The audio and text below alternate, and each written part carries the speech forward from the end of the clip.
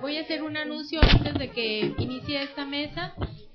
Tenemos una comida, es algo sencillo, pero están todos cordialmente invitados. Cuando terminemos esta mesa es en el comedor que está en el segundo edificio en la planta baja, para que por favor pasen por ahí. Muchas gracias.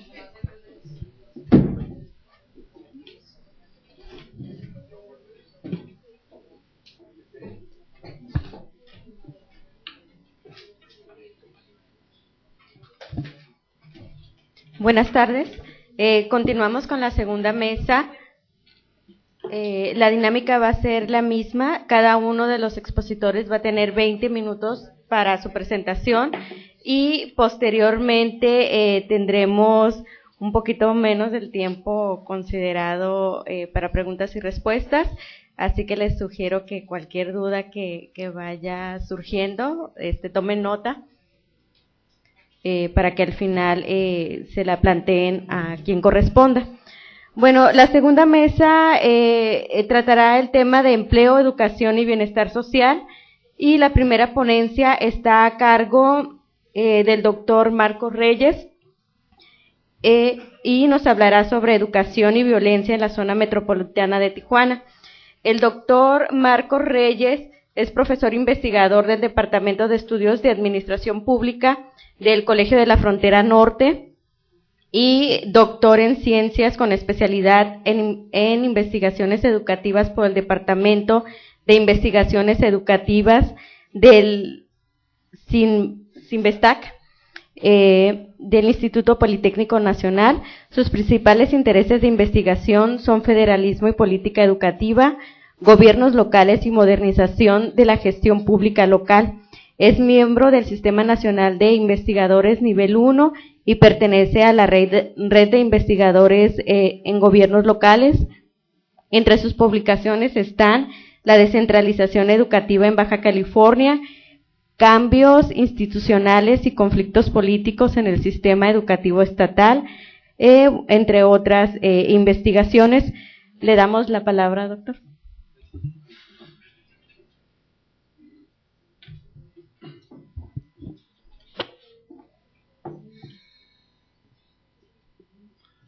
Sí, buenas tardes.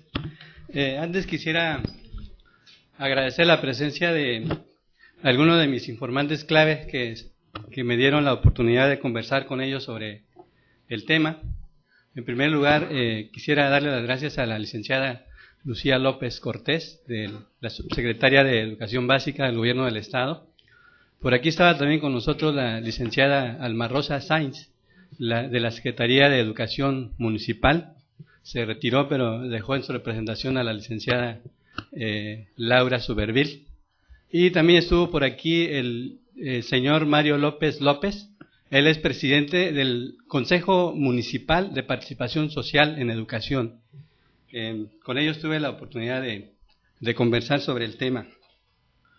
El tema de la educación y violencia es un poco complicado porque no sabríamos por dónde empezar, si la educación puede generar violencia o la violencia puede perturbar a la educación. Entonces, en este caso, lo que queremos saber es cómo el entorno social incide en el desempeño académico y cómo desde el propio sector educativo pueden generarse factores que pueden detonar situaciones de violencia en la sociedad. Entonces, es un poco un proceso de mutua causalidad, ¿verdad? Bueno, con esta aclaración empezamos con la presentación.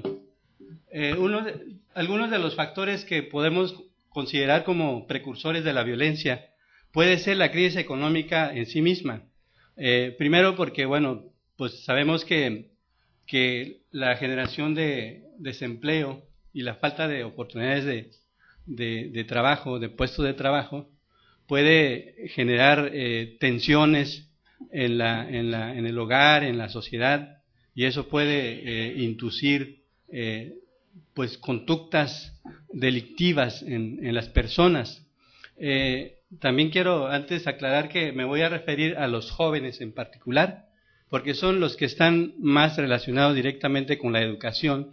Si pensamos que desde los 6 años, hasta los 24 años, es una trayectoria muy importante de las personas, de su vida, y porque abarca todos los niveles educativos y abarca justamente el proceso más importante de formación de las personas como seres sociales, ¿no? Bueno, entonces decía que la crisis puede ser un factor precursor al generar desempleo y que no haya oportunidades de empleo, pero sobre todo que estos dos elementos puedan conjugarse con la falta de oportunidades de acceso a la escuela para los jóvenes. Entonces creo que por ahí podría estar la relación entre estos elementos. Hay otro elemento que es el elemento de la ruptura del tejido social. Nosotros como miembros de una sociedad observamos con mucha frecuencia que los actores institucionales, los gobernantes en particular, incurren, bueno, no todos, ¿verdad?, pero algunos incurren en actos de corrupción, de violación de los reglamentos, en fin, y eso genera la desconfianza hacia las instituciones, ¿verdad? No me estoy refiriendo a aquellos funcionarios ejemplares que hacen su trabajo de la mejor manera, me refiero a aquellos funcionarios como los que acaba de detectar la Secretaría de la Función Pública en el Instituto de la Vivienda, ¿verdad?, que leímos la noticia hace 2 días, ¿no? Bueno, entonces este tipo de situaciones, la propia desintegración familiar, la pérdida de los valores de convivencia social, estos elementos erosionan lo que conocemos como la cohesión social, es decir, lo que los mantiene unidos como miembros de una sociedad. Entonces, creo que por ahí también habría que buscar alguna explicación de dónde proviene la violencia, ¿no? El otro punto muy importante desde mi punto de vista es que cada vez se va debilitando la función social de la educación. Es decir, la educación ya no es el tema central o ya no cumple esa centralidad como factor de movilidad social. Muchos jóvenes ya no entran a la universidad porque saben que entrando a la universidad no tienen asegurado su futuro, no tienen un puesto de trabajo seguro en el mercado de trabajo, entonces muchos de ellos no lo tienen ya como una cuestión importante, digamos, ¿no? Entonces, por ahí también puede ser, ¿verdad? La propia educación está siendo cuestionada cuando presenciamos este tipo el incremento de la violencia, este tipo de situaciones. Uno se voltea a ver, bueno, qué tipo de educación recibieron esas personas que son capaces de atentar contra la vida de sus semejantes en una sociedad donde vivimos todos como seres humanos. Entonces, creo que ese tipo de cosas son las que sobre las que tenemos que reflexionar en el caso de los factores precursores de la violencia, ¿no? La propia institución escolar, como una institución social más, también tiene presiones de su alrededor, de su entorno social, ¿verdad? Entonces, el incremento de la violencia en sí mismo también pone en tensión a las instituciones educativas. Había leído en un trabajo que se publicó en Brasil sobre escuelas que ya son rehenes de los delincuentes, es decir, grandes zonas de la ciudad donde ya los delincuentes están organizados y controlan las escuelas y manejan el funcionamiento interno de la escuela. Entonces, eso es algo gravísimo para nosotros, porque bueno, no podemos permitir que nuestra institución escolar caiga en manos de los delincuentes, ¿no? ¿verdad?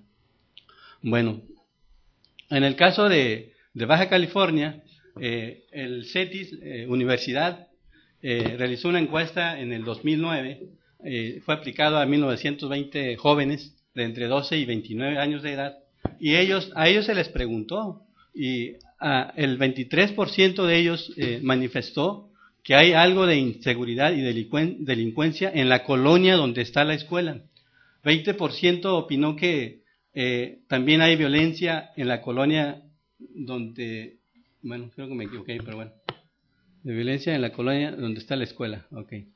Y 8.4% de los jóvenes piensa que hay mucha inseguridad y violencia. Entonces, sí está ahí en el aire el tema de la inseguridad. Los jóvenes lo captan, lo perciben, y entonces si nosotros vamos a la escuela como estudiantes con ese temor, pues claro que estamos también desatendiendo nuestras clases al momento de estar tomando las clases, ¿no? Bueno.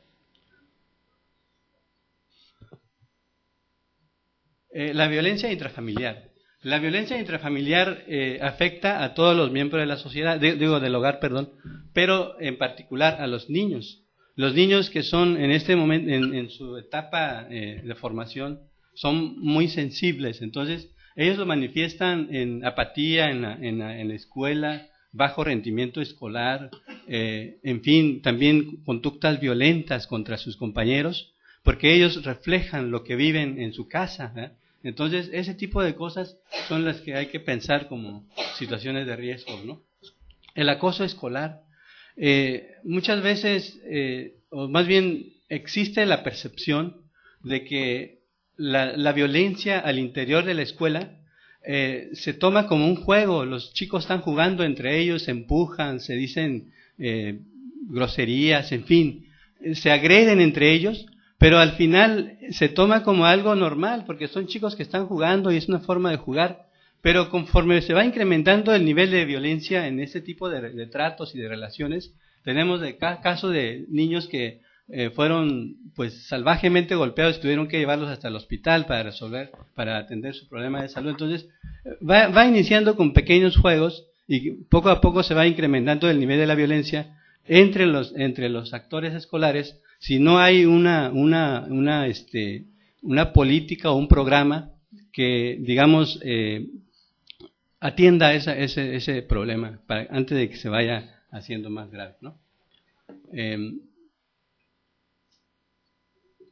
La violencia entre los actores escolares, bueno, lo que decía yo de los actores escolares, ¿no? La violencia entre los propios estudiantes, entre sus pares, la violencia de los alumnos hacia los maestros y de los maestros hacia los alumnos también. Entonces, es un juego ahí de relaciones complejas donde existen distintos condicionamientos de la violencia, ¿no? El consumo de drogas y alcohol. También este es un problema grave, ¿no? ¿Verdad?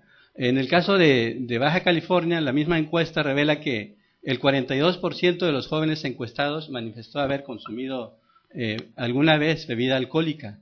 Y el problema está más acentuado en los hombres que en las mujeres, porque, bueno, 52% de hombres y 32% de mujeres.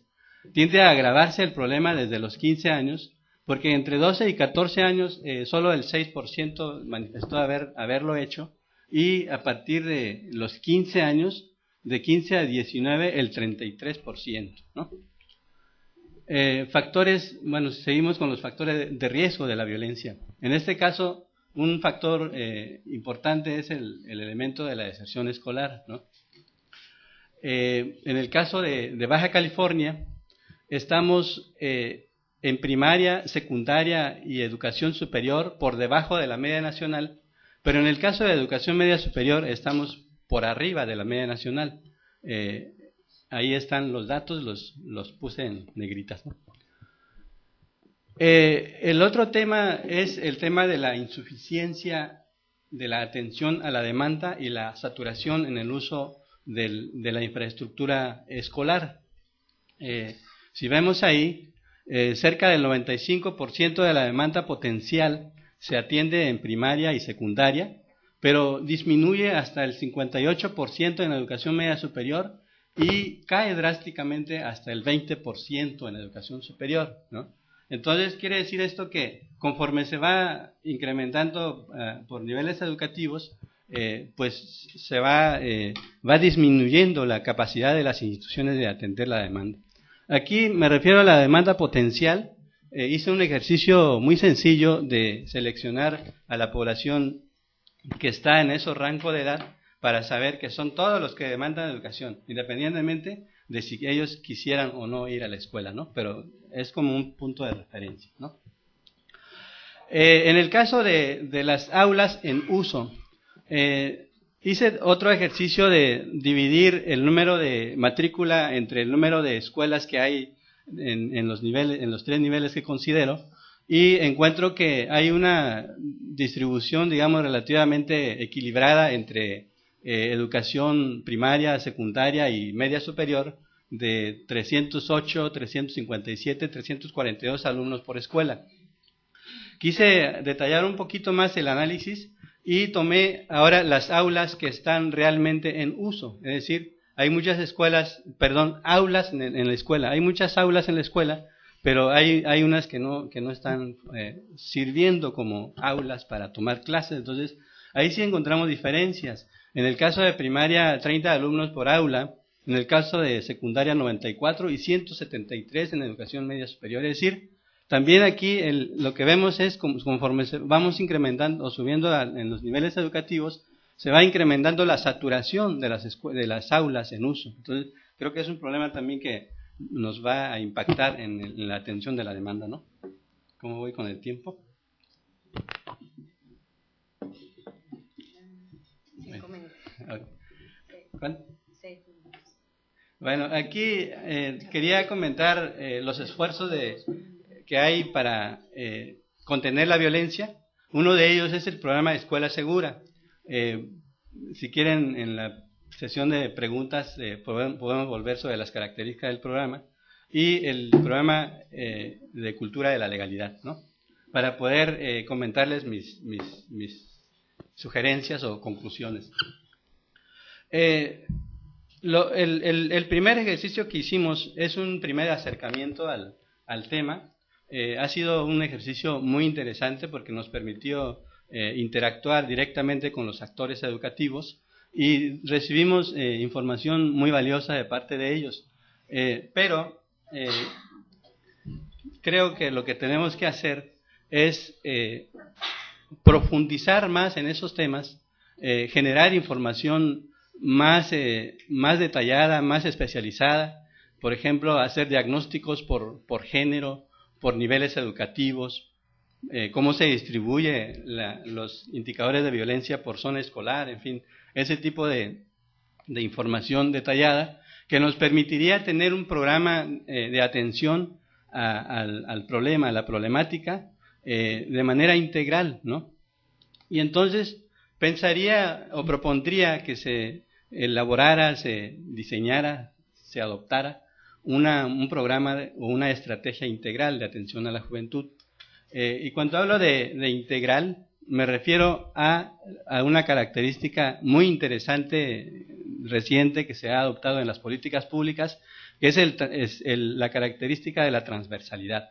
Es decir, alineamos todas las políticas públicas que tienen que ver con juventud y generamos digamos un capital institucional muy poderoso, porque primero coordinamos esfuerzos, combinamos recursos y ponemos a trabajar a varias dependencias con una sola visión de atención a la juventud. Y bueno, este tipo de ejercicios pues pudiera empezar por crear nuevos espacios, creación de empleo de medio tiempo para los estudiantes, implementar programas de prevención en el sector, en el consumo de drogas, ¿no? También se debe de reforzar el papel de la sociedad en este esfuerzo, ¿no? Por ejemplo, deberíamos de revisar más o darle seguimiento qué sucede con el estudiante desde que sale de la escuela a que llega a su casa y luego se regresa a la escuela, en todo ese tramo que está fuera de la escuela, es decir, cuál es el papel que cumple la familia en ese proceso de vida importante del niño, ¿no? Entonces, cómo se van fortaleciendo lo que él aprendió en la escuela acerca de los valores que se le enseñan en la escuela, cómo se van fortaleciendo en la vida, en su vida en el hogar, ¿no? Y bueno, como punto final, podríamos pensar en la creación de un marco jurídico, porque bueno, a pesar de que ya se percibe, por ejemplo, el problema del acoso escolar como un problema importante, había por ahí un esfuerzo de creación de una ley que propuso el diputado Gilberto Irata de Ensenada, pero llegó hasta ahí, no ha sido aprobado todavía. Yo lo estuve revisando y ya está muy bien diseñado, pero bueno, cuestiones cuestiones legislativas no se ha aprobado todavía. Este tipo de cosas son las que tenemos que trabajar, sobre las que tenemos que trabajar. Y también pensaría en crear una institución que atendiera a la juventud en el Estado. Tenemos el ejemplo del Instituto Municipal de la Juventud en Tijuana.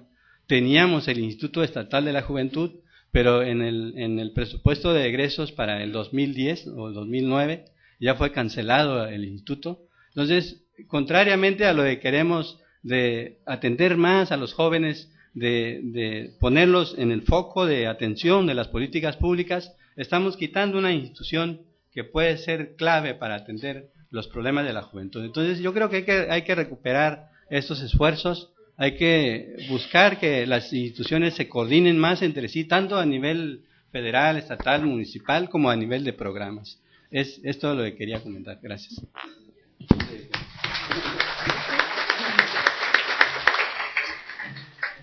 Qué precisión. Muchas gracias por el tiempo. Bueno, vamos a pasar con la segunda presentación.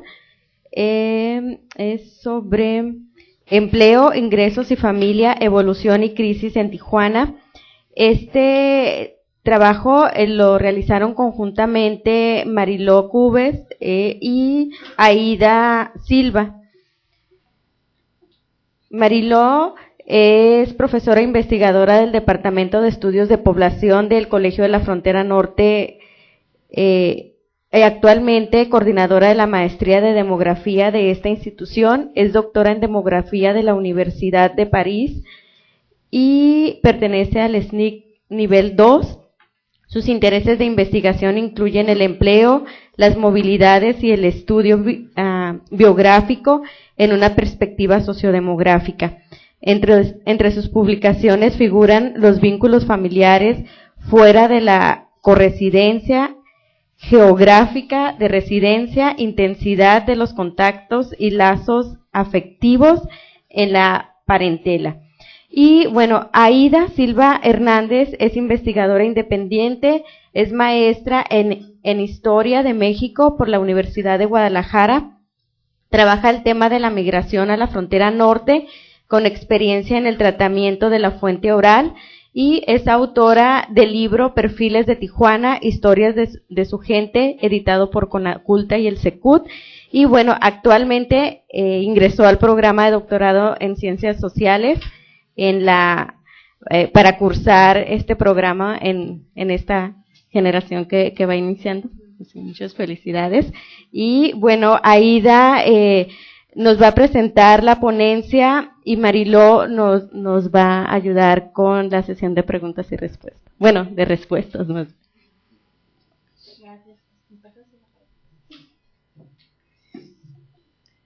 Gracias, buenas tardes. En este capítulo lo que hicimos fue empezar con una revisión de la evolución del mercado laboral de Tijuana, así como sus fuentes de ingresos en los últimos 20 años. Y también pusimos especial interés en el impacto que tuvo la crisis de 2008, que empezó en 2008, en las condiciones de empleo, así como la reorganización a la que llevó a las familias en cuestiones laborales. En esta revisión se buscó identificar los factores del mercado laboral que pudieran estar relacionados con expresiones de violencia y llegar a proponer medidas de contención del deterioro laboral a partir de la crisis, ¿no?, que se ha experimentado por la crisis. Para ello partió de 3 supuestos. Primero, que el mercado laboral de Tijuana en esta revisión de los últimos 20 años ha sido en general de pleno empleo y de ingresos mayores al resto del país. También que estos ingresos están ligados a largas jornadas de trabajo a la semana, lo cual representa pues un elevado costo social, y esta situación se complica con el déficit de servicios y de infraestructura para atender a los niños y a los jóvenes, ya lo han comentado otros compañeros, lo que genera también situaciones de riesgo. Principalmente la hipótesis central del capítulo es que la crisis económica actual impactó directamente el mercado formal de Tijuana, generando un rompimiento de las expectativas de bienestar de la población, y esta situación pudiera derivar en unas situaciones de conflicto social.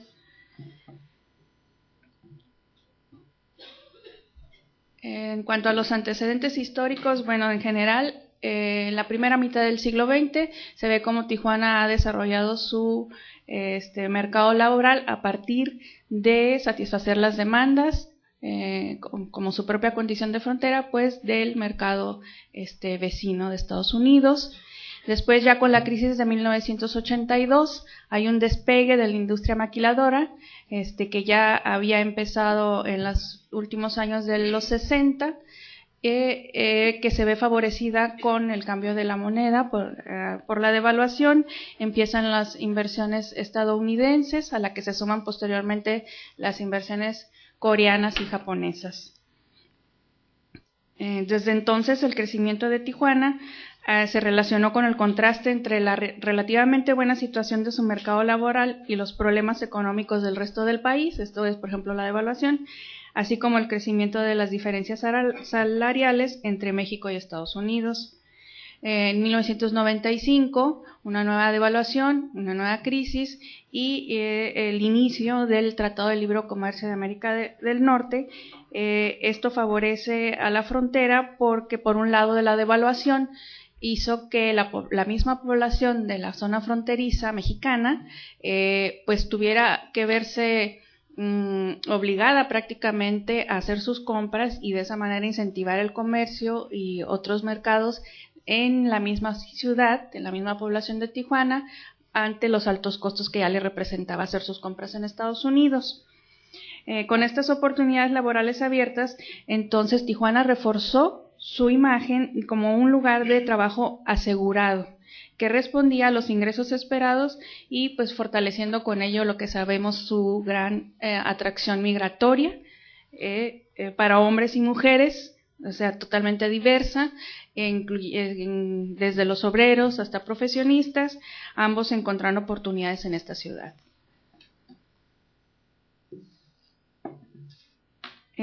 Así, mientras el desarrollo económico del país en los últimos 20 años se dirigía al sector terciario, Tijuana observaba un peso creciente en la industria. La evolución sectorial marcó la consolidación de la estructura económica como una estructura diversificada, con un peso creciente en la industria, principalmente la maquiladora. Este crecimiento obedeció en parte a los beneficios que percibía la población de emplearse en la industria maquiladora. Nos comentaba el delegado en Tijuana del Servicio Nacional de Empleo, el licenciado Francisco Pulido, cómo para mucha gente representa una buena oportunidad de trabajo en la maquiladora. Si es con muy baja calificación, una persona que tiene muy baja calificación, es para trabajar en la maquiladora le representa lo máximo que va a llegar a ocupar un puesto. Y si es una persona con una educación promedio, una educación más media, lo que significa para esta persona integrarse a una maquiladora es un trampolín en la que puede ir subiendo escalonadamente dentro de la misma empresa. En este escenario, vemos que entre 1988 y 2007 las tasas de desempleo en Tijuana se mantuvieron inferiores al 2%, es la línea negra marcada, el 2%. Como pueden ver, se mantuvo dentro de las más bajas del país. La línea gris es la que señala los promedios nacionales. Y pues hay una gran diferencia entre el panorama nacional y el de la ciudad de Tijuana. La oferta laboral en los últimos años, como comentábamos, estaba relacionada a largas jornadas de trabajo. En 2005 los índices se aprecian muy altos. Estos son un promedio que representa en 2007. Podemos ver que una tercera parte de los hombres trabajaba más de 48 horas, unas jornadas laborales semanales, y las mujeres eran una quinta parte. En cuanto a los ingresos, bueno, estos correspondían con el trabajar mucho, correspondía de cierta manera a asociarse con un ingreso mayor. En 2006, cerca del 90% de la población ocupada ganaba más de 2 salarios mínimos, y los niveles de muy bajo ingreso, que son los que hasta 2 salarios mínimos, representaban el 11%. Este porcentaje contrastaba con el promedio nacional, que llegaba incluso a ser una tercera parte de la población ocupada, la que ganaba hasta 2 salarios mínimos. Este panorama pues se ve fuertemente impactado con la crisis económica que inicia en 2008 y cómo se afecta, pues ante la estrecha vinculación de la economía tijuanense con la economía de Estados Unidos, el sector maquilador fue uno de los primeros afectados, observándose el cierre de empresas maquiladoras o la reducción de empleos. Los índices de caída hablan de la pérdida en 2008 de 7,000 empleos en relación con el año anterior y alrededor de 2,000 en 2009. Estos empleos perdidos principalmente habían estado ocupados por mujeres. En 2009, el impacto de la crisis económica también se muestra en un drástico incremento del desempleo. De estar bajo el 2%, los niveles sube a llegar hasta el 7.2%, que es un máximo histórico de Tijuana en los últimos 20 años. Y no podemos decir que puede ser en toda su historia porque no tenemos los registros formales, pero al menos dentro de los 20 años es el máximo de desempleo que se ha registrado en la ciudad. Otra de las consecuencias de la crisis es la reducción de la jornada laboral. Esto se está dando en las empresas maquiladoras, que les llaman los llamados paros técnicos, en los que las empresas, como una estrategia para no despedir a los empleados, reducen las horas de trabajo a la semana o cortan días. De esta manera, bueno, al menos los empleados siguen teniendo ciertos ingresos, aunque esto repercute en los niveles de subocupación, es decir, aquellas personas que se declaran disponibles para trabajar más horas, ha aumentado. La tasa de subocupación en 2007 también era inferior al 2%, en 2008 subió al doble, a 4%, y en 2009 a 5.5%. También se observa un incremento del sector informal, particularmente entre las mujeres, porque las mujeres empiezan a participar en las actividades económicas de manera más numerosa, pero tienen menos posibilidades de encontrar un empleo formal, por eso optan por el sector informal. Los ingresos, pues igualmente después de la crisis se ven notoriamente afectados. Las categorías con menores ingresos crecen, o sea, hay más gente que gana menos entre 2005 y 2009, hasta llegar a representar el 22.5% de la población ocupada en Tijuana, ganando hasta 2 salarios mínimos. Como mencioné hace un momento, antes de la crisis era el 11% y ahora llega al 22.5%. Los ingresos muy bajos, que resultan insuficientes para el sostenimiento de una persona y en consecuencia para una familia, en 2009 llega a afectar al 9.4% de la población ocupada en la ciudad. Igualmente se observa una fuerte caída de los ingresos altos, con una tasa de cambio de menos 40% en el lustro de 2005 a 2009. Esta disminución de los ingresos tiene unas repercusiones en cadena porque las personas que tienen los mayores ingresos son uno de los elementos que activan más fuertemente el mercado laboral, consumen en la ciudad y por tanto generan diversos empleos. Y a este efecto de la disminución de los ingresos y de esta dinámica que generan las personas que con mejores ganancias, pudo haberse sumado también su salida de la ciudad en estos años debido también a la inseguridad. Las repercusiones de la crisis en el ámbito familiar, bueno, ¿de qué manera afectó este nuevo panorama laboral a las familias? Ya lo han mencionado también otros compañeros, en términos económicos, pero también emocionales. La familia se vio precisada a establecer dinámicas de vida que se caracterizan de diferente forma para los integrantes de la familia. Por ejemplo, para las mujeres significa un esfuerzo extremo en la carga que deben asumir, porque las mujeres que antes podían dedicarse al hogar ahora se ven necesitadas de integrarse a una actividad económica, pero ¿qué sucede? Que deben trabajar más, aunque ahora están en posibilidades de ganar menos. También otra de las características es que para ellos se abrió la alternativa de empleo en el comercio de forma marginal. Esto es marginal porque es ocasional y dentro del hogar. Según nos comentaban en el grupo de promotoras comunitarias, que también aquí veo algunas presentes, en las colonias lo que se ha generalizado es el intercambio de mercancías o alimentos ante la falta de efectivo. O sea, la gente quiere tener algún tipo de movimiento, esto como una forma para que ese comercio marginal se mantenga activo. Respecto a las repercusiones de la crisis, ahora de los hombres, se ve que hay una necesidad de buscar alternativas de empleo para obtener mayores ingresos. Si fueron unas personas que, por ejemplo, están dentro de los paros técnicos, bueno, ¿ahora qué hago para complementar el gasto? Eso los ha llevado a muchos hombres a insertarse en el ambulantaje y en el mercado sobre ruedas, o los conocidos swap meets.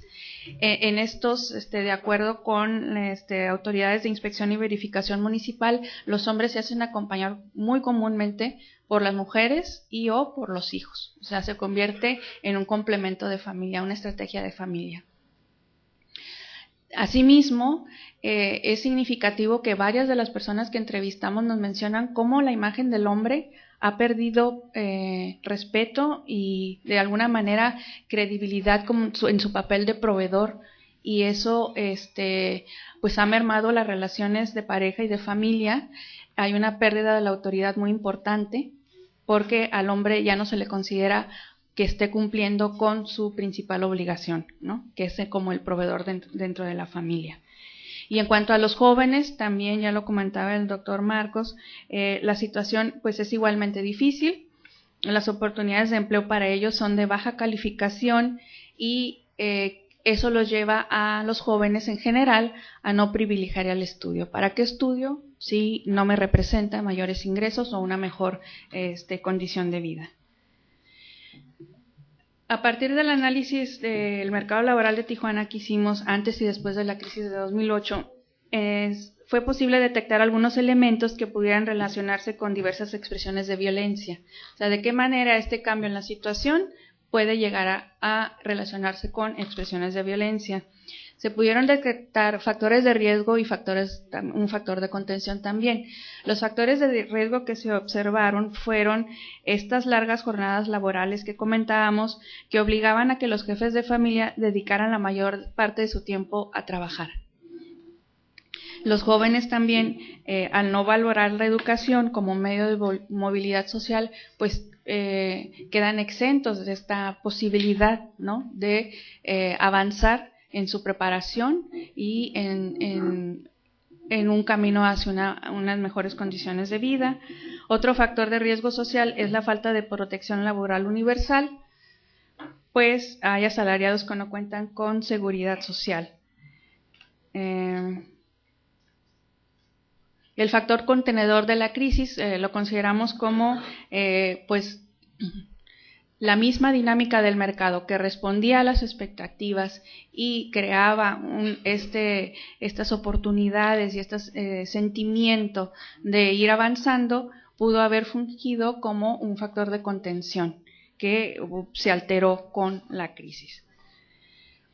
Y en cuanto al mayor factor detonador de violencia social en Tijuana, que deriva de los hallazgos de esta investigación, es que la crisis económica, al provocar un gran deterioro en las condiciones laborales y en los ingresos de la población, está rompiendo una suerte de contrato social. Esto es, en cierto momento Tijuana respondía a las expectativas de los habitantes, fueran inmigrantes o nativos, como un lugar de trabajo asegurado, como había sido anteriormente, y por tanto, pues que era un lugar en el que había movilidad social, se permitía. Había oportunidades, pero después de la crisis aparece un giro entre lo que los habitantes esperaban lograr en Tijuana y no llegaron a cumplir, o incluso lo que habían logrado y lo perdieron con la crisis, originando con esto pues una situación de frustración que se acentúa en caso de darse en condiciones de pobreza y desigualdad. Por ello, considerando que la frustración y los apuros económicos fácilmente encuentran salida en expresiones agresivas, la combinación señala la posibilidad de que se traduzca en manifestaciones violentas. De particular trascendencia en el impacto que observa sobre la familia, este panorama de conflictos laborales y sus expresiones de violencia es pues que altera el ambiente de pareja y las relaciones con los hijos. De acuerdo con los informantes, pues los niños y jóvenes estaban creciendo solos porque pues sus padres o los jefes de familia tenían que estar sujetos a estas largas jornadas de trabajo, y también los niños están inconformes. Algunas personas decían están enojados, están creciendo solos y están creciendo enojados, y eso pues lleva a darle salida a este enojo con rebeldías. Por otro lado, las largas jornadas de trabajo, el exceso de carga de las mujeres en las familias provoca que las madres pues estén cansadas, y también es un conflicto la autoridad del padre que se observa empequeñecida. La situación es tensa y así las expresiones violentas se facilitan. Las propuestas que se derivaron de este trabajo, que creemos factibles de implementarse, son 3. El primero es establecer un seguro de desempleo. Este seguro de desempleo debe ser considerado en el marco de una protección social global que sea independiente del seguro para el retiro. Esto evitaría que el autoempleo en el sector informal, como se está dando hasta ahorita, sea la única salida prácticamente. Y la segunda propuesta es capacitar a las personas desempleadas, establecer un programa de capacitaciones generales de tal manera que aumente sus posibilidades de emplearse de las personas que están en búsqueda, y también que estas capacitaciones contemplen ciertos sectores de la población, estén encaminadas específicamente a poblaciones determinadas, sobre todo, por ejemplo, para las mujeres obreras de maquiladora, que reciban una capacitación técnica y tecnológica, porque de esa manera los van a establecer un mejor equilibrio con los hombres, la capacitación que tienen los hombres, y pueden competir con los mismos puestos, pues ahorita la tendencia de la maquiladora es hacia la desfeminización, pero si la mujer entonces tiene la capacitación adecuada, puede competir, ¿no?, por los mismos puestos que ocupan los hombres. Asimismo, para la población deportada, que ya hablábamos, que es uno de los factores importantes que vemos, es que requiere pues una capacitación integral, no nada más laboral, sino social, de tal manera que pueda abrirse posibilidades para ellos en unas condiciones absolutamente precarias. Y el tercer y último punto que hacemos propuesta es desarrollar la protección social y la seguridad del trabajador en el ámbito laboral. Es indispensable llegar a un nivel de cobertura universal en el acceso a instituciones de salud, que es básico, y dentro del SNE se propone también que se desarrollen programas de atención a problemas de discriminación y acoso sexual en el trabajo, que como se ha observado tienden a aumentar ahora a partir de la crisis. Gracias. Muchas gracias.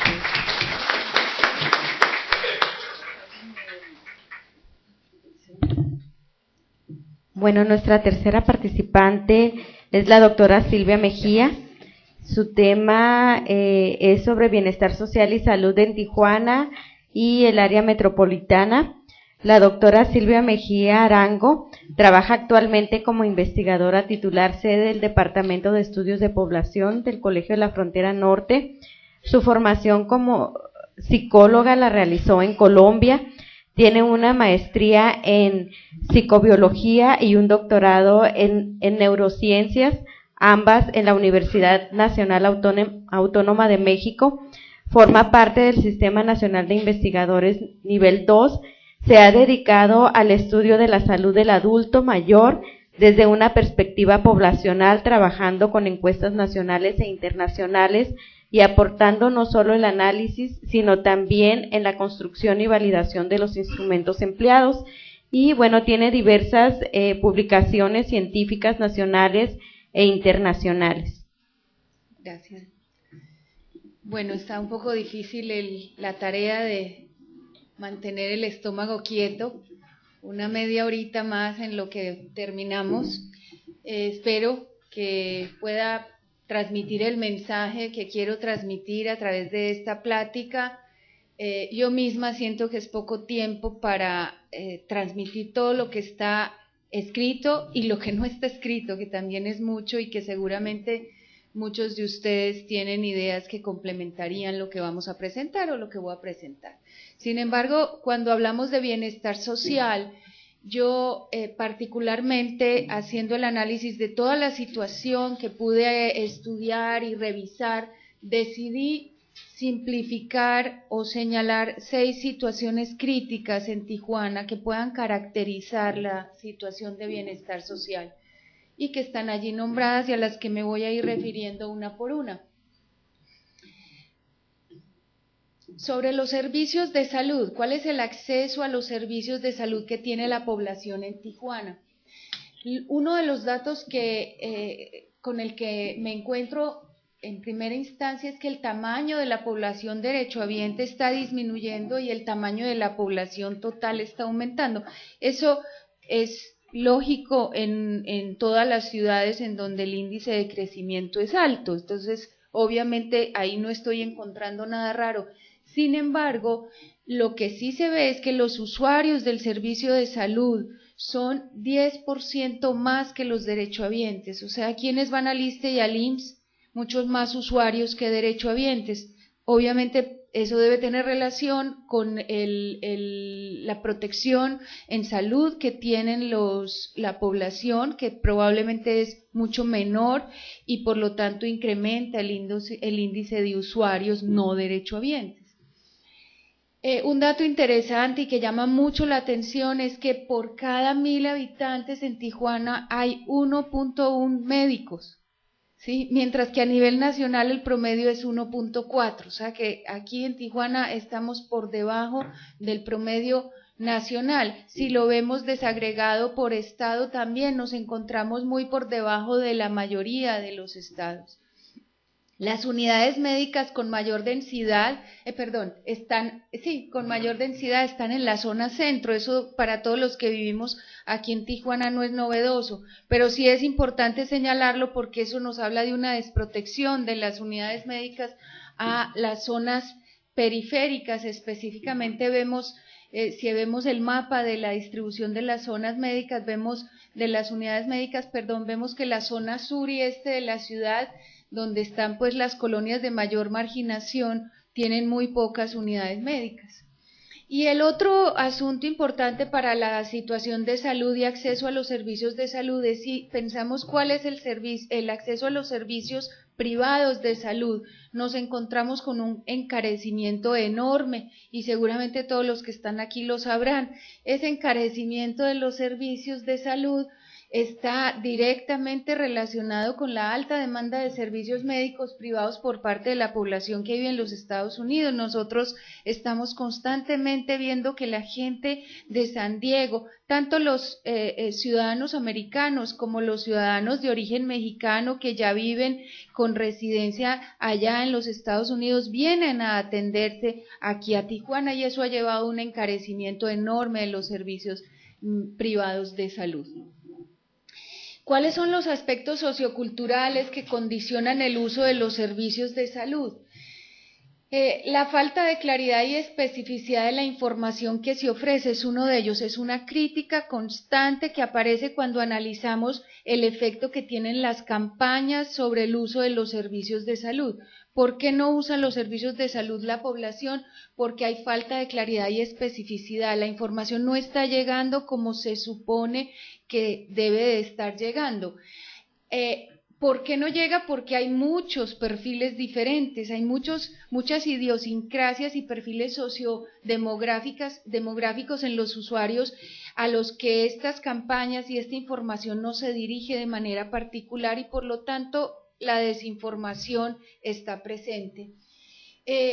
Mencionaba Silvia en la mañana que hay un punto importante sobre la calidez de los servicios. Si vemos cómo la población de Tijuana considera que la calidad de los servicios, la población la considera buena, la considera alta, pero si preguntamos sobre la calidez del servicio, el 70% consideran que reciben un servicio con muy baja calidez.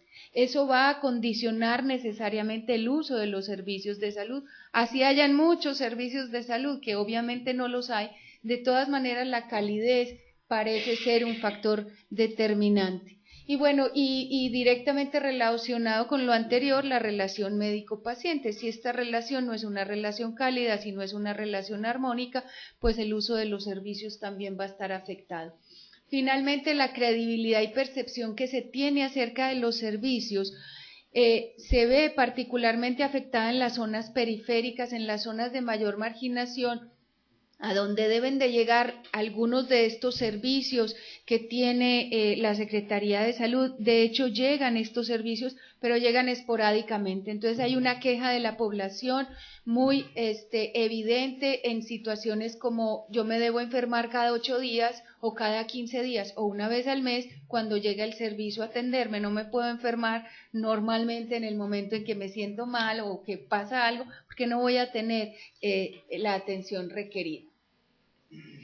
Otro problema, otra situación crítica, voy rápido sobre ellas, es la drogadicción también. Es un problema claro para todos los que estamos aquí. Yo tomé textualmente un testimonio del doctor Víctor Clark Alfaro, que es el director del Centro Binacional de Derechos Humanos, y refiriéndose al problema de drogadicción, él dice: es un problema gravísimo en la ciudad.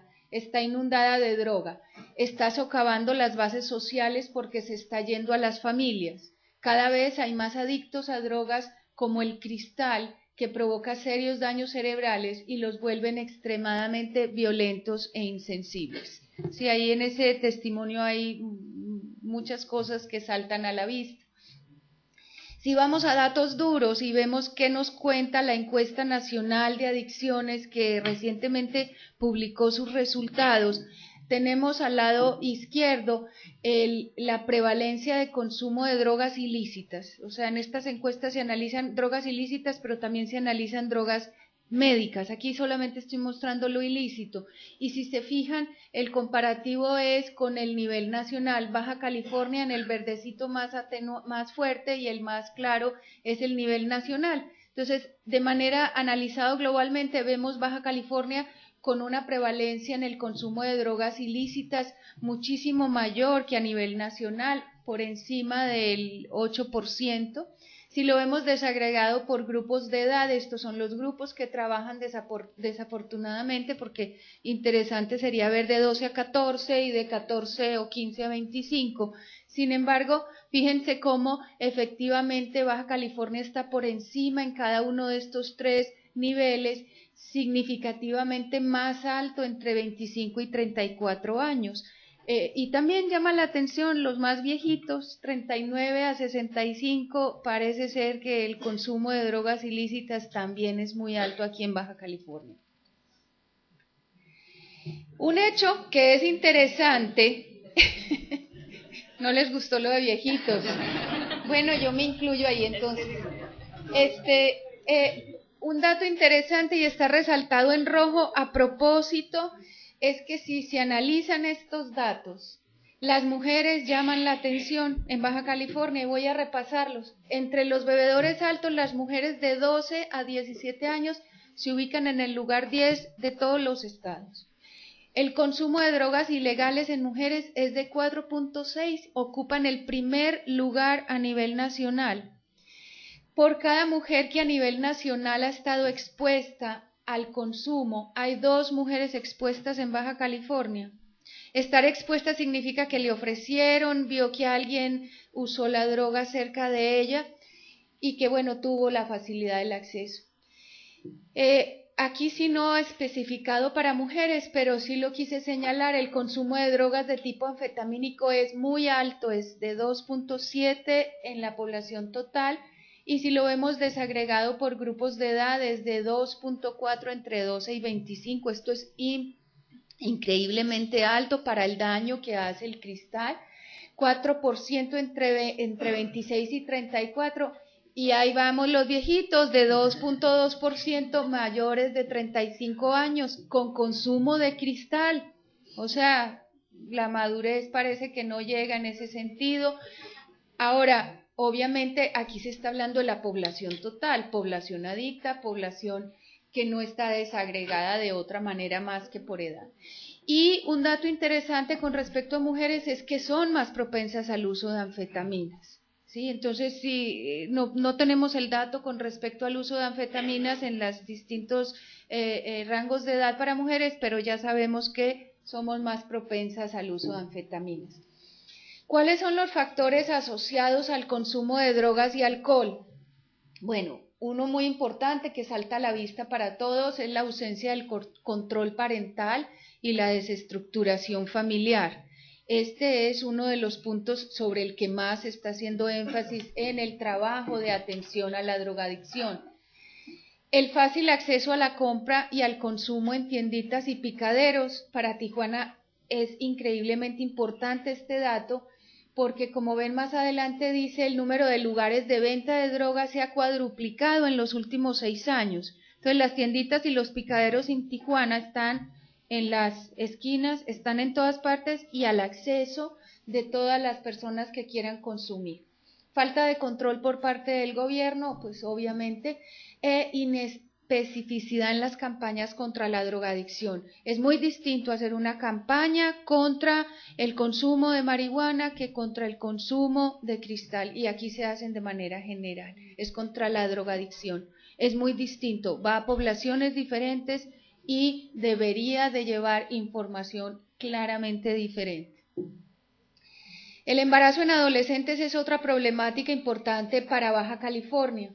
Ya lo han mencionado mis compañeros, algunas de las cifras señalan que durante el 2007 el 25.8% de los nacimientos fueron en hijos de mujeres entre 15 y 19 años, que las adolescentes de 12 años o más que declararon haber iniciado la vida sexual, 66% han estado embarazadas, ¿sí? Las que ya iniciaron, ya han tenido algún embarazo, el 66%.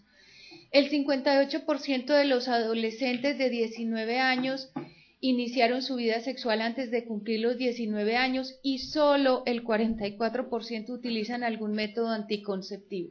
Ya aquí hay un señalamiento muy importante sobre políticas públicas y dirección de las campañas y prevención que se debe hacer.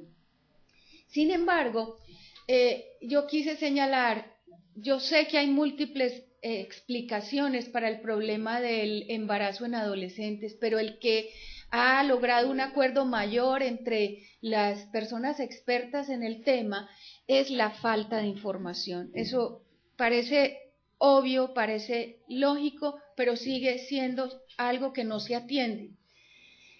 Específicamente se ha hablado por parte de especialistas en estudios de género del Colegio de México y la doctora Leona Rosales en particular, quienes señalan que es la falta de políticas de educación y salud sexual a edades tempranas por parte de gobiernos con tradición conservadora. Y ella dice esto que también lo quise poner. Es claro que en la clase se aborda solo la parte reproductiva y biológica, sin tocar temáticas de sexualidad. En algunos estados se prohibieron libros bajo el argumento de que se atentaba contra la moral.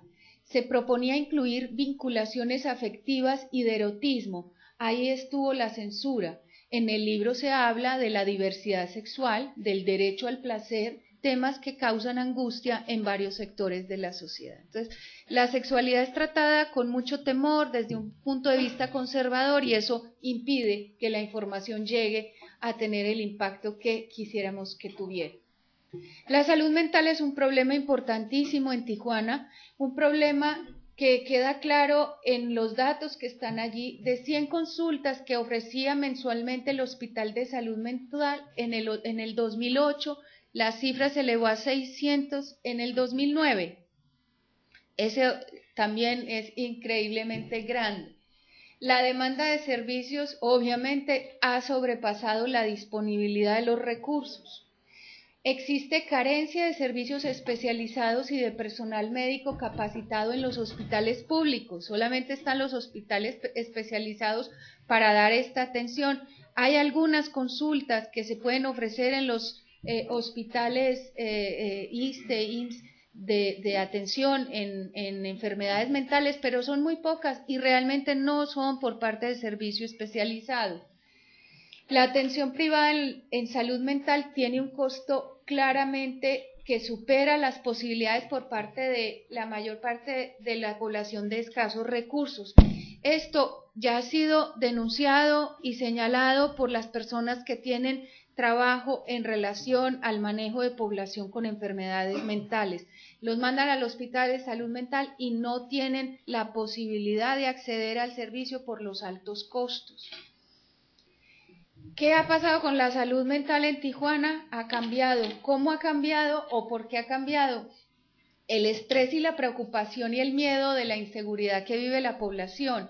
Hay un psiquiatra que escribe al respecto diciendo que estamos viviendo un trastorno de adaptación, nos tenemos que adaptar a un cambio muy importante en las condiciones de vida. Tenemos que elaborar el duelo de lo que era la Tijuana anteriormente y lo que es ahora. Esa adaptación, esa elaboración del duelo está causando muchos problemas en la salud mental.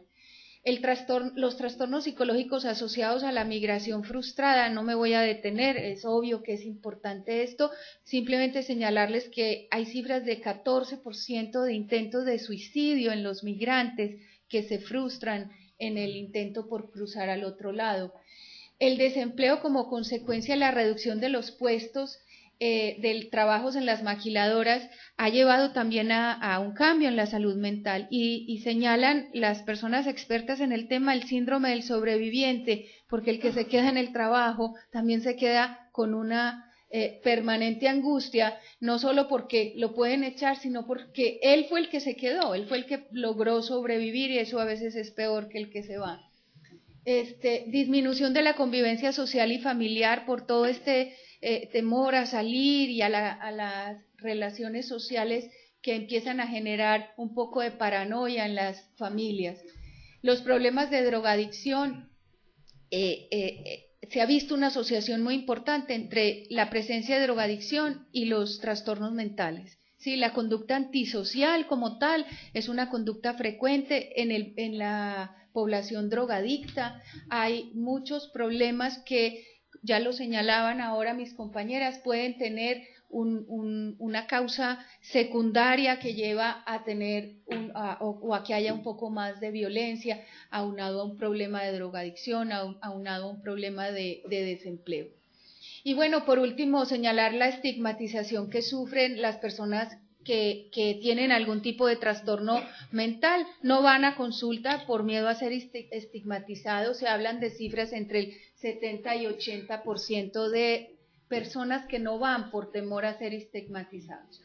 Sobre exclusión social, también sabemos que Tijuana tiene un índice de marginación global bajo, pero eso no nos quita la posibilidad de analizar que hay una gran desigualdad y polarización en la población. Esa desigualdad y polarización en la población se ve en estas cifras, voy a pasar rápido por ellas, y lo que nos está señalando es que las personas que están en desigualdad social son personas que están en desigualdad en muchos aspectos, tal como queda aquí señalado en este tema o en este nombre que se le ha dado a este grupo de personas en donde viven. Se habla de círculos de la pobreza en Tijuana.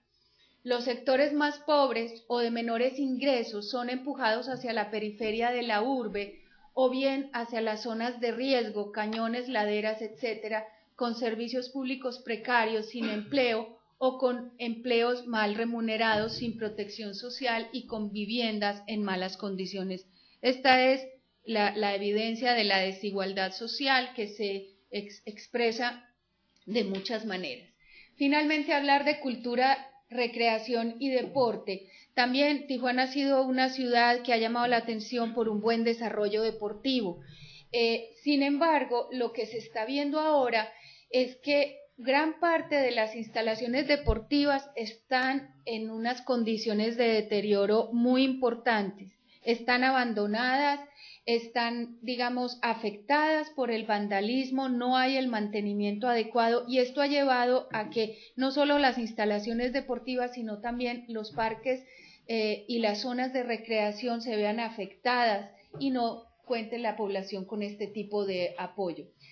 La infraestructura deportiva ha mostrado un decremento en la última década, mientras que la población que sigue requiriendo los servicios sigue creciendo.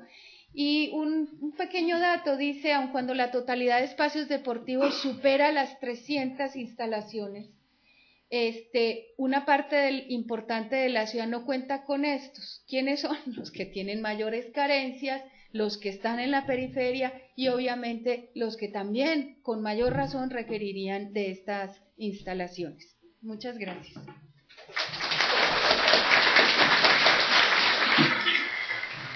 Muchas gracias, Silvia. Estábamos un poco nerviosos con el tiempo, pero salió perfecto. Bueno, tenemos 10 minutos para la sesión de preguntas y respuestas, porque si no vamos a llegar a la cafetería y tal vez ya no encontremos nada. Así que, sí. Empezamos, doctor Tito, Alegría. No, era, bueno, Buenas tardes. Soy Pedro Cruz Camarena de la Fundación Castro Limón y Centro Oncológico Pediátrico. Y primero una felicitación, excelente mesa. Estaba haciendo un mapa conceptual acerca del primer tema del del doctor Marcos y me quedé con una deuda muy grande porque los precursores los llené y en la parte propositiva, creo que por obvio el tiempo me quedé con un hueco y me apego a su promesa de ampliar un poquito ahorita. Por favor. ¿Los precursores?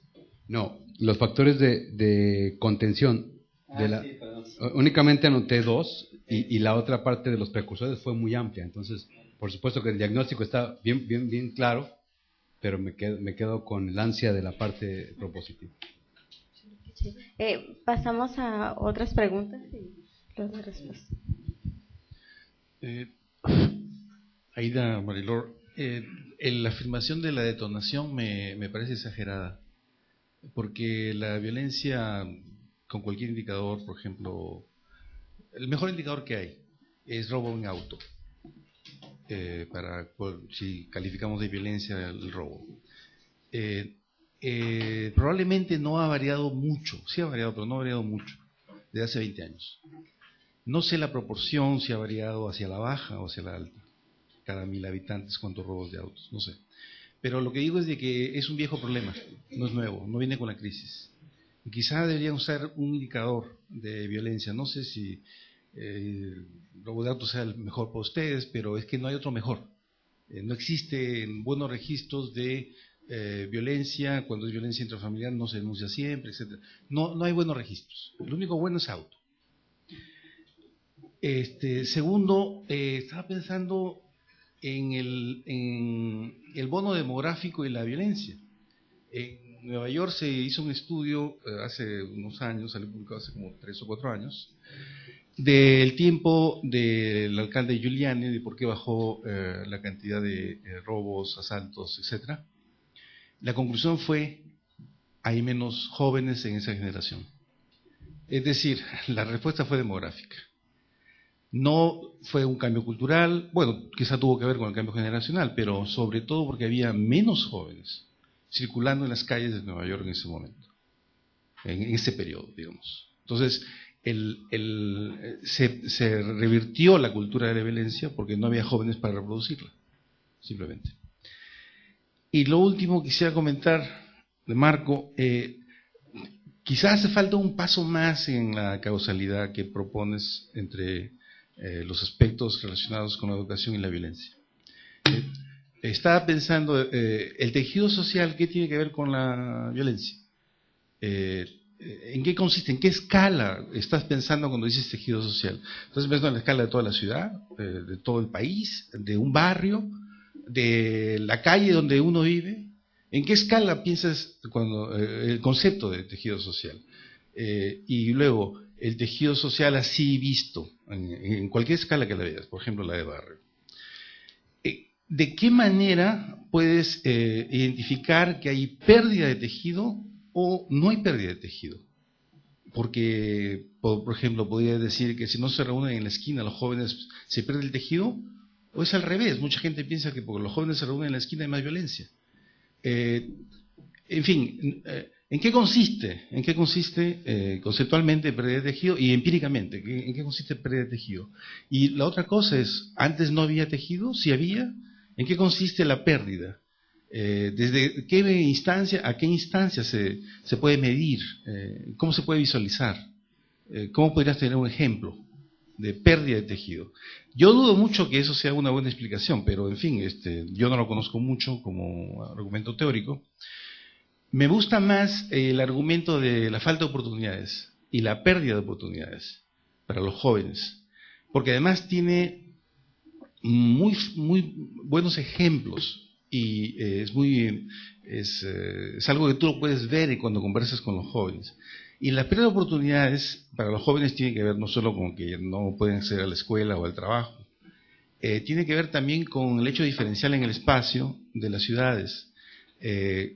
Como puso ejemplos sobre salud la colega, hay también ejemplos educativos diferenciales en el espacio. Seguramente hay más primarias en el centro de la ciudad que en la periferia, más prepas en el centro de la ciudad que en la periferia, etc. Entonces, el acceso a la educación pasa por el lugar donde uno vive, el barrio donde uno vive. Entonces, las pérdidas a lo mejor no son pérdidas en sí, sino que la nueva juventud, el nuevo cohorte demográfico, el nuevo cohorte de la población, la gente joven, llega a vivir finalmente a un barrio y en ese barrio no hay escuelas. No perdieron, sino que simplemente no encontraron, en el sentido lineal del tiempo, ¿no? Bueno, nada más. Gracias. ¿Alguna otra pregunta?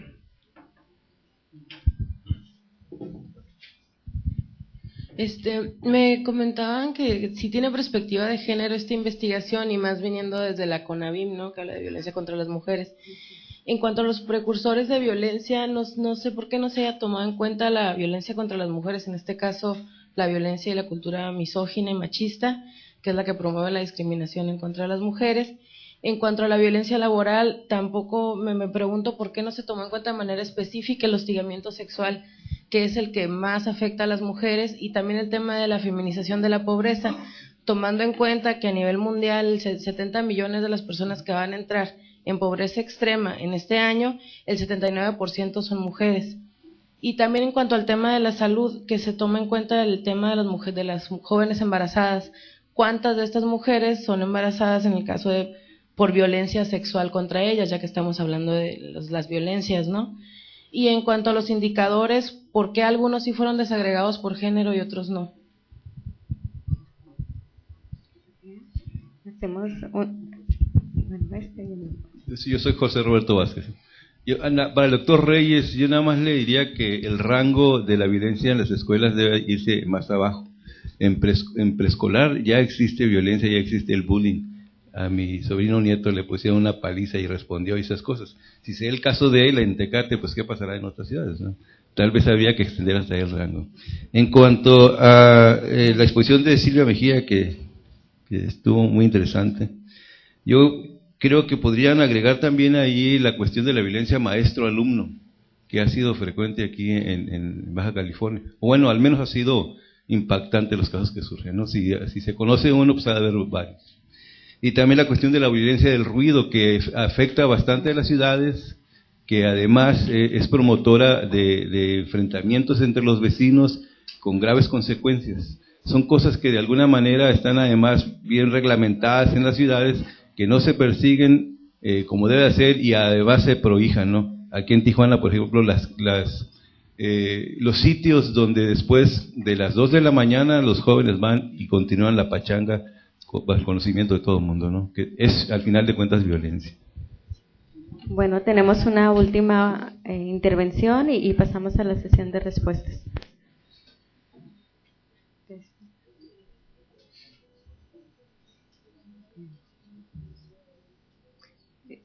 Sí, por favor, se identifican también. Gracias. Mi nombre es Laura Gutiérrez, de la Organización de Mujeres Unidas de Tecate. Es una pregunta para Ida Silva. Me gustaría saber cuál es el concepto de familia que tú manejaste. Hablas de familia, y yo no sé si todos ubicamos los diferentes tipos de familia que hay, monoparental, etcétera, etcétera. Entonces, me parece básico porque en muchos casos las mujeres son jefas de familia y esa es una familia. Y la otra también me parece interesante en las propuestas que hiciste, debido al costo social que hay para la convivencia con los hijos, definiste una serie de propuestas, pero en este tema no propusiste ninguno. No sé si por cuestiones de tiempo o no hay ninguna propuesta, porque me parece, pero súper importante que estemos hablando de la educación, de las cuestiones de adicción, embarazo en adolescentes y de repente los menores que están abandonados, según la investigación de Marco Reyes, que hoy están abandonados y que crecen con enojo, y entonces no hay ninguna propuesta precisamente para ver qué está pasando con esos menores que están solos y que, según al parecer, crecen con enojo. Gracias. Bueno, muchas gracias, Laura. Vamos a darle la palabra a cada uno de los expositores. Y bueno, hay algunos temas, nada más, y algunas preguntas que también van a encontrar respuesta en las siguientes intervenciones, que hay temas de repente encontrados ahí para que después de la comida no se vayan a ir porque ahí va a haber más respuestas. Sobre los factores de contención, creo que hay que aclarar primero que estamos hablando de un problema que involucra a todos los actores de la sociedad.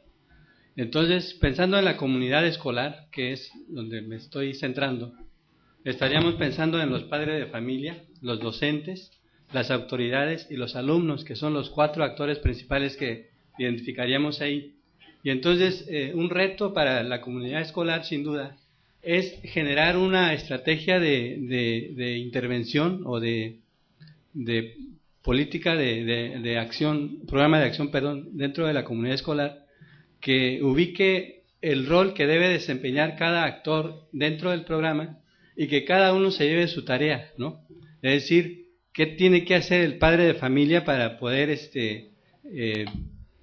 atender el problema? El maestro, los mismos estudiantes, en fin, cada uno de ellos.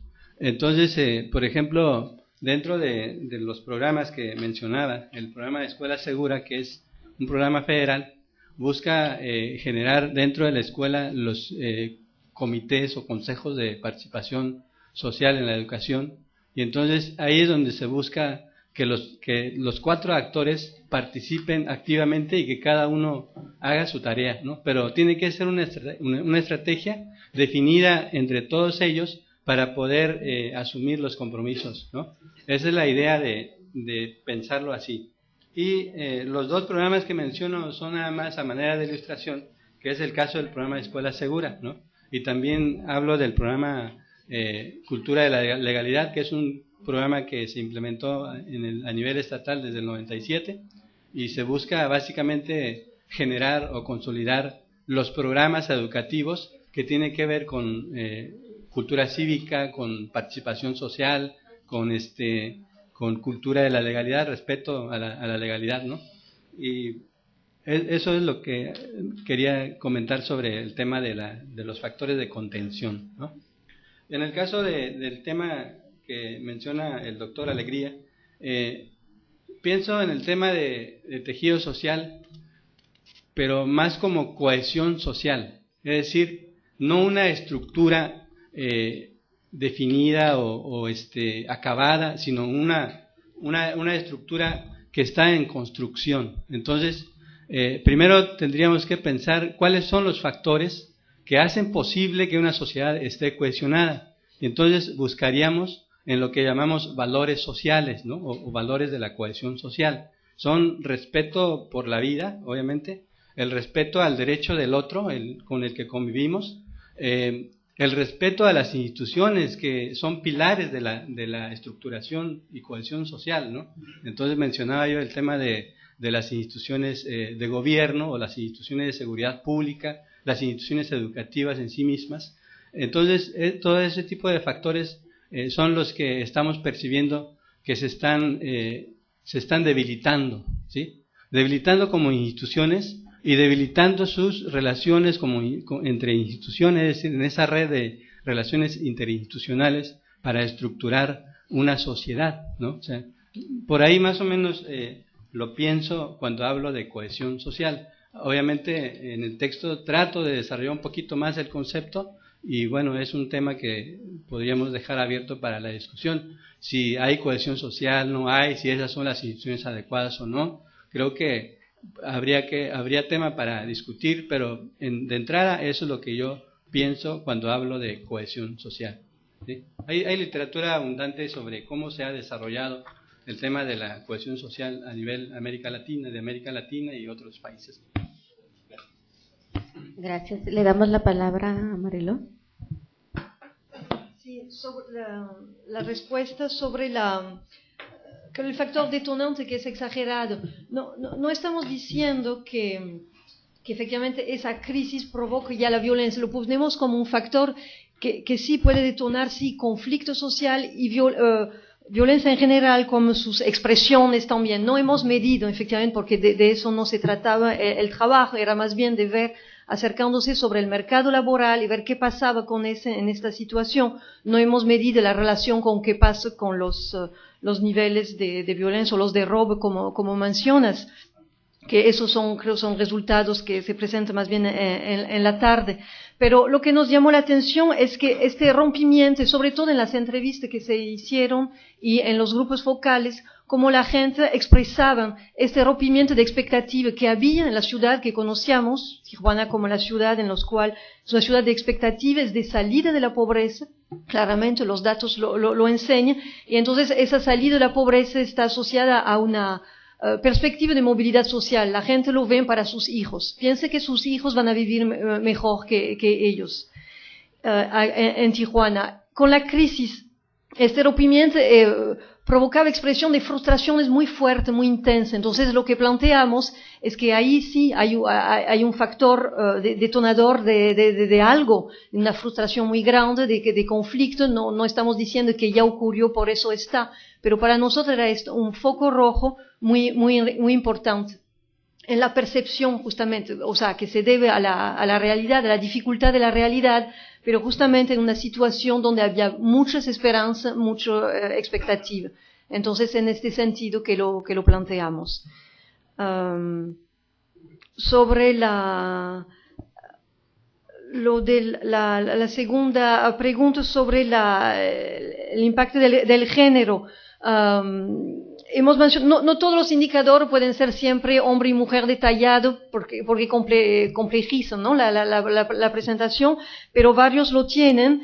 Y sobre, por ejemplo, los de desempleo estaban los dos sexos, no hemos insistido porque pues la tendencia es la misma, aunque de manera general siempre el desempleo de mujeres es un poco mayor a el de los hombres, pero en el momento de esa crisis, en 2008-2009, es tan fuerte, que eso ocurrió en Tijuana y también a nivel nacional, es que el desempleo masculino ha superado el de las mujeres. Entonces, también efectivamente ahí la crisis tuvo un impacto muy fuerte también ahí con los hombres, pero es muy importante poder efectivamente vincular, ver esas diferencias. Hemos mencionado el problema del acoso sexual en una de las propuestas al final, justamente porque en tiempo de crisis vemos que aumenta la discriminación y los problemas de acoso laboral y sexual. Y entonces, que haya una atención a nivel nacional, hay un programa de la Secretaría del Trabajo y Protección Social con una línea telefónica para todos esos problemas, para mujeres, pero también para hombres, jóvenes, personas discapacitadas, etcétera. Pero no hay muchos, no está muy difundido, no se conoce mucho, sobre todo en esta región, entonces por eso lo ponemos como una propuesta, ¿no? de desarrollar atención a este problema, que sí estamos de acuerdo, es importante y sobre todo crece en tiempo de crisis, todos los estudios lo están demostrando. De manera general, en el mercado laboral de Tijuana, y ahí sí está mucha diferencia entre Tijuana y los demás, en Tijuana el hecho que las mujeres tienen una inserción en la maquiladora muy importante, eso hace que es un empleo formal que quiere decir que hay acceso a la seguridad social y entonces la situación de las mujeres en el mercado laboral de Tijuana no es están más en empleo formal que los hombres, no es siempre las mujeres que están en condiciones difíciles en el mercado laboral. Hasta ahí, en esa parte hay un poco, a veces, un cierto de acuerdo dentro de las familias y un poco una elección que una persona, cuando hay una pareja, cuando la familia está dirigida por una pareja, una de los dos trabaja un empleo formal, lo cual da una seguridad social para el conjunto de la familia, como derecho habiense, y la otra persona puede, dentro del sector informal, a condición de dedicar muchas horas en el trabajo, es lo que vimos también con los datos, de conseguir mayor dinero, mayor ingresos. Y en este caso, muchas veces, la que elige lo que define que el empleo formal hacia las mujeres y el empleo informal con largas jornadas de trabajo también es el hombre dentro de la pareja. Entonces es una forma de un acuerdo dentro de algunas familias. Y eso me lleva al otro punto sobre las familias, sobre el concepto de familia. Efectivamente lo hemos agarrado de manera muy general, es un concepto muy amplio que tiene que ver con las relaciones. En nuestro caso es más de relación de residencia. Eran las personas que viven juntos. El concepto de familia es mucho más amplio y puede integrar personas no viviendo juntos, pero nos interesamos a los que pasan el hogar en la unidad doméstica, ¿no? Dentro de una misma residencia entre las personas viviendo juntos, y lo cual hay una gran diversidad, efectivamente, hay más que son una pareja, hombres y mujeres, dirigiendo el hogar, pero no siempre, también hay mujeres solas o solo con hijos, y también hombres solo o con hijos. Entonces, era la familia como la unidad doméstica de las personas que viven juntos con su propia diversidad. Y sobre propuestas, sobre el coste en la familia, más bien pensamos que las propuestas que hacemos tienen repercusiones directas justamente en la vida familiar. Si el seguro de desempleo es algo fundamental para que la gente que pierde su empleo no tenga que entrar en el autoempleo y ahí en el sector informal. Si hay un seguro de desempleo, eso permite a las personas de esperar y de buscar de nuevo otro empleo formal, porque el óptimo no es el autoempleo, el empleo formal, es buscar un empleo que dé la seguridad social, los recursos, los derechos laborales normales. Entonces, este seguro de desempleo que puede ser durante hasta 6 meses, por ejemplo, eso tendría un impacto directo hacia la vida familiar, ¿no? Para poder mantener la sobrevivencia de la familia en el tiempo en que se consigue un nuevo empleo y no buscar salida de empleo marginal, de empleo de autoempleo. Y en los otros, sobre la capacitación que proponemos, eso también tiene repercusión en la vida familiar, y también el programa de atención a problemas sobre acoso sexual. O sea, son propuestas que tienen que ver con el mercado laboral o con la parte institucional que tiene que ver con el mercado laboral, que es el Servicio Nacional de Empleo, que es la parte del gobierno que depende de la Secretaría del Trabajo y Protección Social, que atiende la problemática de empleo en el país, y dentro de este ámbito eso tiene repercusión sobre la vida familiar, la sobrevivencia familiar y la atención hacia los hijos y hacia los jóvenes. Gracias. Bueno, yo voy a ser breve. Sí, estoy de acuerdo con Rosy de que muchas de las preguntas tienen que ver con las presentaciones que van a estar en la tarde a cargo de los compañeros.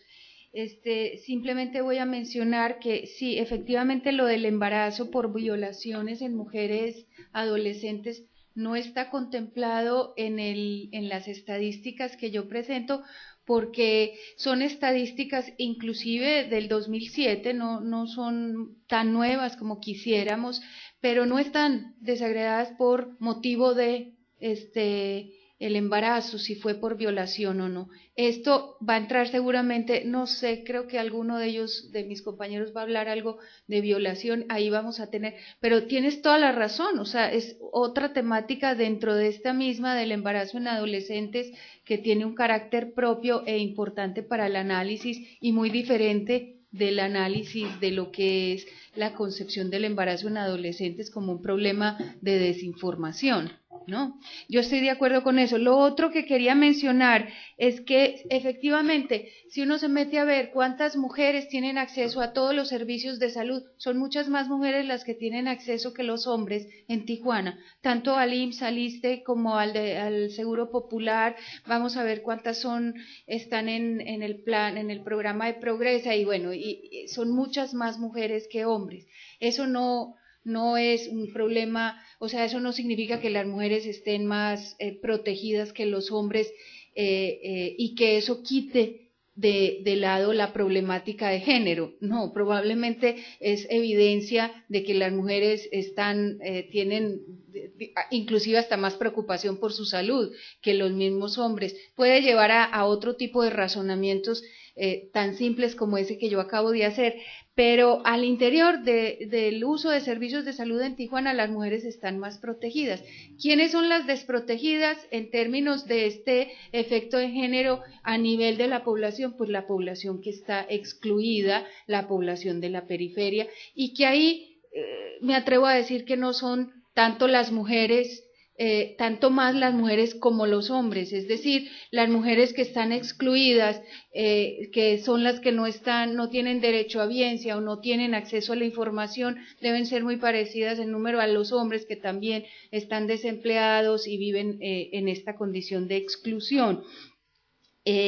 Sobre la relación maestro-alumno, bueno, eso no entraba dentro de mi trabajo, tiene que ver más con lo de educación. Obviamente creo que el problema de las relaciones habría que verlo como qué es lo que pasa en la relación para que el alumno vaya a agredir al docente o el docente vaya a agredir al alumno, no tanto si se da o no se da, porque bueno, parte del diagnóstico demuestra que sí se da, pero al interior de las familias debe estar sucediendo algo que lleva que estas figuras de autoridad y esta relación que se establecía anteriormente con los profesores pues haya cambiado un poco y haya llevado a esta pérdida del respeto, inclusive pues del alumno hacia el docente. Y un dato interesante sobre el acoso laboral para las mujeres. Comentaban en alguna presentación aquí en un seminario que las mujeres de las maquiladoras están sufriendo de mucho acoso laboral por la reducción, o más bien por la presión que les están poniendo en el tiempo en el que deben realizar sus labores. Entonces entran a pasar, ahora sí que al rubro de las viejitas, mucho más rápido que lo que la edad cronológica lo determina, porque las jóvenes entran y hacen más rápido la tarea que exigen en las maquiladoras. Entonces estas mujeres empiezan a sufrir de un síndrome de cansancio, que yo pongo en duda que sea cansancio, eso debe ser una depresión que se empieza a generar bajo la presión que están sufriendo en el trabajo y bueno, súmale que llegan a la casa y tienen 2 y 3 trabajos más como amas de casa. Bueno, muchas gracias por sus respuestas y también por su participación. Nada más nos resta invitarlos para después de la comida a que asistan a las siguientes 2 mesas. Una es sobre familia, capital social y patrones de discriminación, y la última mesa es sobre medios de comunicación, cultura de la legalidad y seguridad, que bueno, me parece que va a resultar muy interesante. Conozco el estudio y sé que hay datos que son sumamente importantes para que ustedes los manejen. Y bueno, tienen 1 hora para comer exactamente, es las 2:25. Y bueno, pasarían al segundo edificio, en la planta baja. En la sección de enfrente está. Bueno, y muchas gracias.